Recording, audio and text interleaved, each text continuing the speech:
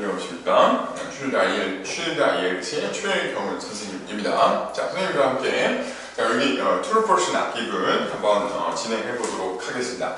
True False Not Given은 굉장히 좀 어려워하고 까다롭게 느끼는 문제 중에 하나입니다. 많은 분들이 그렇게 느끼는 문제 중에 하나인데 막상 또 전략을 정확하게 가지고 들어가면 그렇게 어렵지 않거든요. 그리고 하나하나 뭐 기본적으로 이 어떤 스테이트먼트가 이게 진실인지 거짓인지 그리고 좀 이렇게 주어지지 않은 것인지 이런 부분에 대해서 한번 판단을 하는 거기 때문에 우리의 인생과 비슷한 뭔가 이제 어떤 그 판단을 내리는 부분이 좀 어려운 거지 해석을 하고 차근차근 선생님이 알려준 스킬대로 공부하면 그렇게 막 어렵지 않습니다. 그래서 같이 한번 보면서 진행을 해보도록 하겠습니다. 자, 일단 형식은 진실게임 형태는 뭐 true, false, not given 뭐 이렇게 나와서 일치하면 지문의 내용과 이 밑에 나오는 문장이 일치하면 true, 그죠? 만약에 이게 일치하지 않으면 false. 그 다음에 이게 만약에 정보가 여기 없으면 not given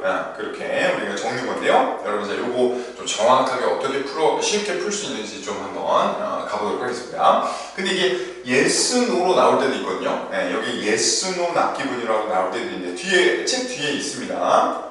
그래서 지금 35페이지인데 뒤쪽에 보시면 여기 뒤에 해놨죠, 그죠? 뒷장에 36페이지에 yes, no, not given으로 나올 때도 있는데 차이가 뭐냐? yes, no, not given은 지문이 주장, 문설문이라는 얘기예요. 주장을 다루는 책의 글이라는 얘기고, 그 다음에 true, false, not given은 어떤 설명문, 역사 지문이 있죠. 그래서 사실을 다루는 그런 설명하는 어떤 그 지문이다. 이렇게 우리 확인하시면 되겠습니다. 그럼 이제 어떻게 문제를 풀어가야 되냐? 자, 밑에 한번 선생님이 1번부터 설명을 드리겠습니다. 자, true, false, not given 각각의 판단 기준을 정확하게 알아야 된다. 그래서 이게 굉장히 중요합니다. 판단 기준. 그래서 여러분이 어떤 판단 기준을 가지고 이제 접근하냐에 따라서 답이 쉽게 나오기도 하고 계속 헷갈리기도 하거든요. 근데 선생님이 좀 쉽게 여러분 알아볼 수 있는 방법을 좀 알려드릴 테니까 한번 보겠습니다. 자, 보세요. 자, 뒤쪽에 여기 그 37페이지에 선생님 정리해놨는데 여기 보시면 자, true나 yes가 답으로 나올 경우에는 지문에 여러분이 지금 읽고 있는 그 문제의 문장 있죠, 문장. 그 문장이 이제 진실인지를 확인하는 거잖아요. 그걸 확인할 때 그 문장과 똑같은 내용이 지문의 전체에 다 들어가 있어야 돼요.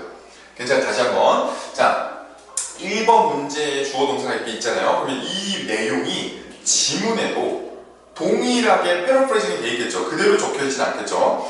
그대로 다 찾을 수 있어야 돼요. 오케이? 이해되죠? 그럴 때 완전히 일치할 때만 true나 yes입니다. 오케이. 자, 그리고 이제 밑에 이제 false나 no는 지문 내용을 찾았어요. 찾는 건 똑같아요. 이거 두 개 다 찾긴 찾아야 돼요. 지문에서 이 부분이구나 찾긴 찾는데 모순인 거예요. 두 문장이. 그러니까 이제 예를 들면 한 사람이 여기 있었는데 한 사람은 어제 이분이 8시에 뭐 편의점에 있었다고 했고 한 사람은 이분이 병원에 있었다고 했어요. 그러면 둘 중에 한 명은 거짓말을 하고 있는 거잖아요. 그러니까 이런 걸 모순이라고 하거든요.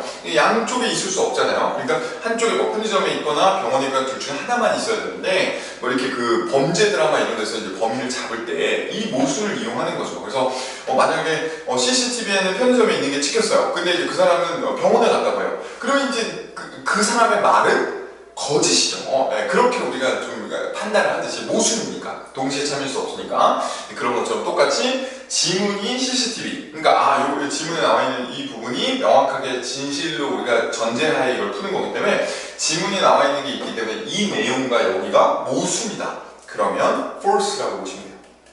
이해되겠죠? 어렵지 않죠? 그리고 여러분이 중요한 게 이제 그 not given 때문에 보통 헷갈리거든요. 선생님한테 저한테 와서 선생님 true인지 false인지가 헷갈립니다. 이런 사람은 거의 없어요. 전부 다 선생님 true인지 not given인지 헷갈립니다. 아니면 false인지 not given인지 헷갈립니다. 이런 경우가 많은데 근데 이제 not given을 그래서 정확하게 알아주시는 게 굉장히 중요합니다. not given은 여러분이 일단 보셔야 되는 거는 일단 첫 번째 not given도 답 근거 문장이 있다. 답 근거 문장은 있어요. 그러니까 not given도 그냥 허무맹랑하게 여러분이 어떤 내용을 읽은 다음에 이건 내가 지문에서 아예 못 찾았던 건데 하고 고르는 경우는 거의 없고요.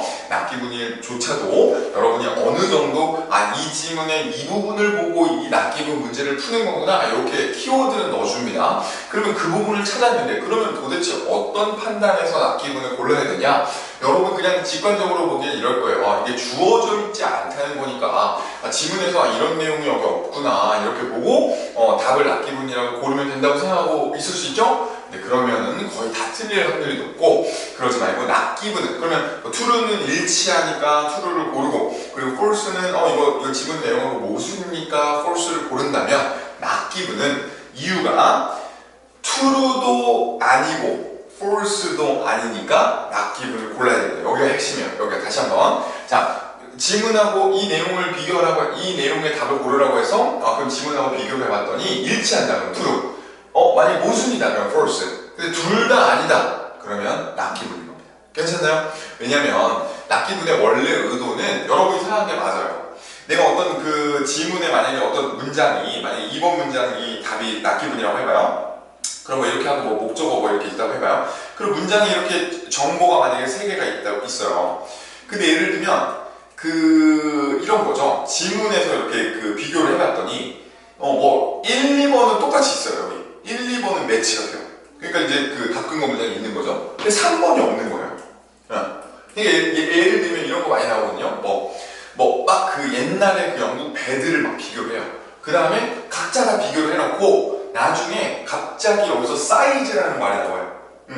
누가 이 배들의 사이즈는 각각 서로 뭐 비슷했다 뭐 이렇게 나와요. 근데 그러면 다 배에 대한 내용은 나왔어요. 근데 이제 사이즈는 언급된 적이 없거든요. 그럼 납기분이거든요. 근데 여러분이 문제는 현실은 in reality vocabulary나 grammar가 완전하지 않은 상태로 시험장에 들어갈 확률이 높기 때문에 문제를 읽었을 때 내가 독해력이 어느 정도 정말 하이 레벨이 아니라면 읽었을 때 막 모르는 단어가 껴있단 말이에요. 그럼 실제로 문제를 풀 때는 납기분 같아요. 다 모든 게. 그래서 진짜로. 그래서 이제 모든 게 다 납기분 같기 때문에 왜냐면 내가 단어를 모르니까 다 안 나오는 것 같단 말이에요. 그래서 다 납기분을 적으면 다 틀려요. 그러니까 그러면 안 되고 여러분이 어떻게 해야 되냐면 이거는 true인 것 같다. 이거는 false인 것 같다만 고민을 하고 어차피 삼지선다 객관식이나 저는 똑같다고 보거든요. 그렇기 때문에 true도 아니고 false도 아니다. 그러면 이건 납기분이다. 이렇게 접근하시는 게 굉장히 중요합니다. 그래서 그 시퀀스를 선생님 뒤쪽에다 만들어놨어요. 그래서 여기 보시면 여기 38페이지 보시면 여기다 해놨거든요. 그래서 이제 보세요. 자, 어떤 그 문장이 이렇게 문제가 나오잖아요. 그러면 이거를 답 근거 문장을 찾아요. 답 근거를 찾은 다음에 이 문장을 놓고 이런 질문을 스스로 하는 거예요. 이 문제의 문장과 그 어떤 지문의 답 근거 문장이 정확히 일치하나? 그래서 일치가 핵심이에요. 일치하나? 근데 일치해요. 그러면 true. 일치 안 해요. 그러면 true는 아니다. 이렇게 표시하는 거예요. true는 아니잖아요. 그죠? 그리고 두 문장이 실제로 처음에 표를 그려보시는 걸 저는 추천합니다. 그래서 이제 만약에 이제 어느 정도 익숙해지면 그냥 머릿속에 표가 그려지는데 아니면 체크를 해봐야 돼요. 그래서 예를 들면 뭐 1, 2, 3번이다. 이렇게 있잖아요. 그러면 여기다가 아까 걸로 할까요? 여기 예를 들면 여기 예시로 그렇죠. 이렇게 이제 나오잖아요. 그러면 여기에 이렇게 그리는 거죠. true, false, not given. 이렇게 하는 거죠. 이렇게. 그럼 이렇게 해놓으면 예를 들면 아까 말했듯이 일치 안 한다. x. 그러면 그죠? 만약 일치하니까 true고 답이지. 지워버리면 되죠. 근데 일치하지 않잖아요. 그럼 여기서 이제 뭘 물어보냐면 모순인가를 물어보는 모순 이렇게 괜찮아요? 그래서 만약에 모순이면 얘네들이 동시에 참일 수가 없나? 모순이면 false. 그리고 만약에 모순이 아니면 일치도 아니고 true도 아니고 모순도 아니라면 false도 아니니까 not given. 이렇게 가시면 되겠죠. 괜찮아요? 이게 핵심이에요. 이게 다 맞는 비법입니다. 네. 그래서 그렇게 보시면 돼요. 근데 가서 막 마구잡이로 막 내가 아직 그 해석이 완전하지 않은데 그 내용으로 풀려고 하면 이거 너무 힘들어요. 이거는 추론이 여러분 들어가기 때문에 여러분이 인퍼를 해야 되거든요. 인퍼런스는 여러분 그냥 이렇게 단순하게 그냥 해석이 아니라 대부분의 IELTS 문제들을 해석으로 풀리는데 이런 트루 폴스 납기분은 그 로직까지 잡아야 되기 때문에 정확한 스킬을 가지고 접근하지 않으면 혼란에 빠지기가 굉장히 쉽습니다. 그래서 잊지 마시고 이 로직대로 선생님 말한 대로 풀어주시면 좋을 것 같아요. 괜찮죠? 그죠? 그리고 두 번째, true false 낯기분 판단의 핵심이 되는 단어들 위주로 확인한다. 어떤 여러 가지 어떤 이렇게 표현들이 true false 낯기분에 나오는데, 그때 특히나 이게 답을 좀 변경시키거나 아니면 답을 바꿀 때 출제자들이 쓰는 그런 표현들이 있어요. 그런 것들 선생님이 좀 모아놨거든요. 그래서 뒤에 얘 보시면 여기 38페이지 보면 뭐 부정하는 단어 이런 거 잘 봐야 돼요. 노가 들어가 있는데 못 보면 true인지 false인지랑 너무 크게 차이 나잖아요. 다 답을 가르는 단어들이에요. 그리고 뭐 시간과 숫자, 시간은 이제 그렇게 막 크게 나오진 않아요. 이거 너무 어려워. 막 before, after로 내면 너무 어렵기 때문에 잘은 안 나오는데 어쨌든 나올 수는 있어. 충분히 나올 수 있고 문제가 좀 변형이 되면서 충분히 저는 출제할 가능성이 있다고 보고, 그 다음에 범위를 나타내는 단어. 그래서 모든 사람이 그랬다, 아니면 뭐 주로 그랬다, 아니면 몇몇 사람들은 그런 사람도 있었다, 이런 것들이 좀 true, false 낯기분을 가르는데 굉장히 중요한 포인트라고 보시면 되겠고요. 근데 그 안에서 선생님이 조금 더 여러분 좀 시간이 없을 때 true, false 낯기분을 이제 버릴 수도 있잖아요. 근데 그럴 때 조금 더 팁을 좀 드려볼게요. 그죠? 시험장에서 선생님도 문제를 많이 만들다 보니, 뭐 이게 뒤에 교재 뒤에 보면 문제도 선생님이 만들어 놨는데 39페이지에 선생님 문제를 만들어 놨는데, 선생님이 직접 많이 만들다 보니까 이런 게 있어요. 출제를 할 때 어쩔 수 없이 항상이나 모두라는 말이 들어가 있잖아요. 그럼 웬만하면 정답은 false. 네, false나 낯기분. 왜냐면 그렇잖아요. 모든 사람이 다 그렇다. 근데 지문에는 그 예외가 나와 있을 확률이 높아요. 아닌 사람도 많았다, 이렇게. 그죠? 그리고 세상에 이제 모두가 적용되는 건 굉장히 찾기 어렵죠. 그리고 이제 부분 부정. 그러니까 이제 부분 부정이라고 해서 여러분 이런 every나 always 앞에 not이 붙으면 전체가 그렇지 않다는 게 아니라 모두가 그런 것은 아니다. 항상 그렇지 않다는 게 아니라 항상 그런 것은 아니다. 가끔 그럴 때도 있다, 이런 뜻이거든요. 가끔 그럴 때도 있다. 몇몇은 어떤 사람들은 다른 사람도 있다, 이런 얘기거든요. 그래서 이런 문장이 많이 나온다. 선생님 익명 듣다가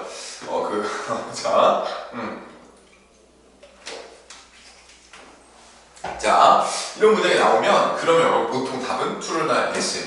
이건 너무나 일반적인 설명이기 때문에 표현이 좀 어려워 보이나 사실 되게 일반적인 설명이란 말이죠. 그렇기 때문에 답이 true나 yes가 나오거든요. 그러니까 예외가 지문에 있겠죠. 오케이. 항상 그런 것은 아니다. 그 아닌 예시가 거기 들어있는 겁니다. 오케이. 그렇게 보시면 되겠고, 네, 오른쪽에 비교급이 나오는 문장. 비교급. 그러니까 이제 만약에 여러분 100%는 아니에요. 100%는 아닌데 거의 출제를 해보면 이제 그런 문장이 들어가기가 쉽거든요. 낯기분 내기가 되게 좋은 문장이에요. 비교 문장이. 그래서 뭐 bigger나 faster. 그러니까 A랑 B랑 비교를 막 해요. 그러니까 막 설명을 하는 거예요. 지문에서. 근데 한 번도 A랑 B랑 비교를 한 적은 없어요. 근데 만약에 true false 낯기분 문장에 비교가 나와 있다. 그럼 그런 게 전형적인 낯기분이에요.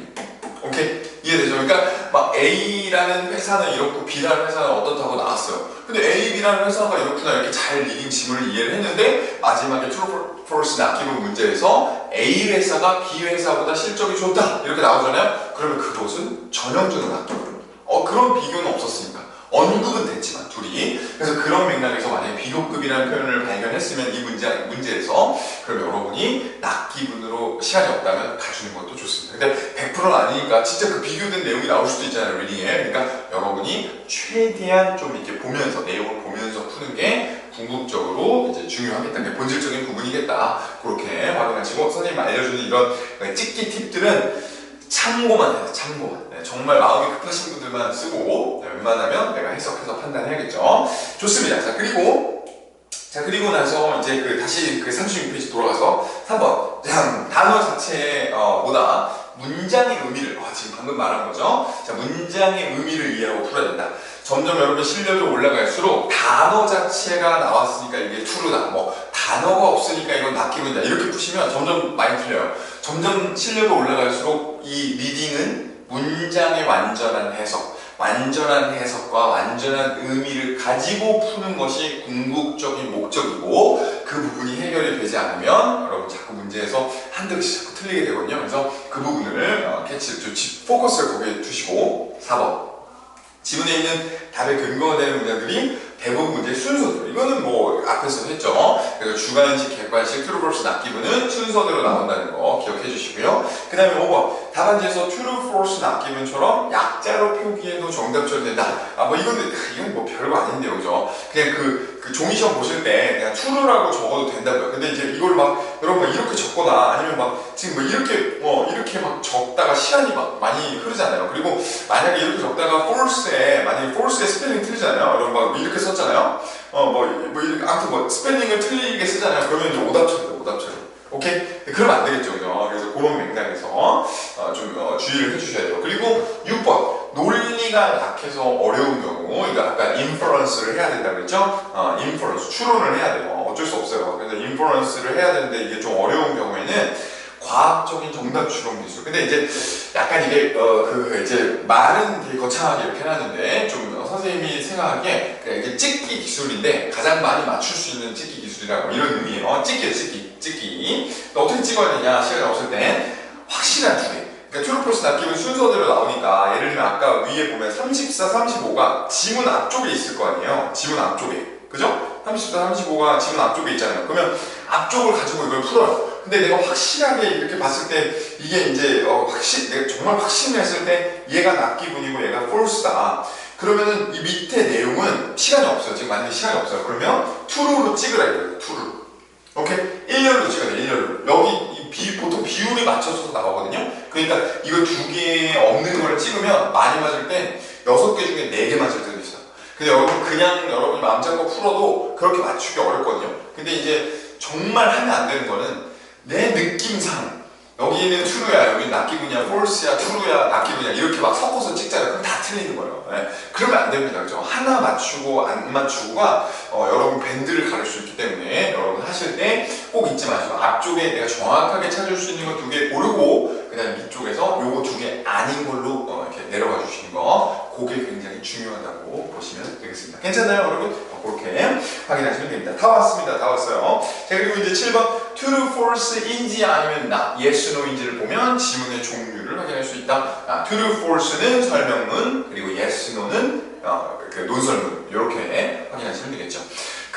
실제로 여러분 푸는 방법은 실질적으로는 똑같으니까요. 너무 yes든 true든 헷갈리지만 않고 쓰시면 좋겠어요. 네, 그러니까 제 말은 true, false 문제가 나는데 yes, no라고 답안지에 적는 사람이 없을 것 같죠. 나는 절대 안 그럴 것 같지만 그런 사람이 있고 또 yes, no라고 나왔는데 true, false라고 적는 분도 있거든요. 근데 웬만하면 여러분 요것만 안 헷갈리게 서로만 안 헷갈리게 해주시고 지문의 종류가 그렇겠구나 이렇게 하면 좀 더 그 해석이 잘 되니까 이제 그런 맥락에서 그냥 설명문이 나온다, 논설문이 나온다 요 정도 참고만 해주시면 되겠습니다. 괜찮죠? 자, 그렇게 보시면 되겠고요. 그리고 이제 그 뒤쪽에 그 문제 선생님이 한번 준비해놨는데 39페이지의 문제는 좀 시간이 되시는 분들은 선생님이 지금 알려준 어떤 그게 좀 캠브리지에서 나왔던 그리고 선생님이 실제 시험장에서 풀었던 어떤 true, false, not given의 논리 중에 여러분이 꼭 한 번은 짚었으면 하는 문제들만 제가 모은 거거든요. 그래서 요거는 한번 풀어보시고 그 다음에 여러분이 좀